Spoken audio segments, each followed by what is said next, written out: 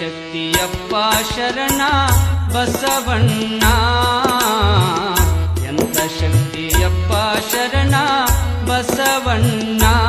ನೀ ನಿಂತ ನೆಲವೇ ಕೈಲಾಸಾಗಿ ಬೆಳಗುತ್ತಿರುವುದು ಶರಣ, ನಿಂತ ನೆಲವೇ ಕೈಲಾಸಾಗಿ ಬೆಳಗುತ್ತಿರುವುದು.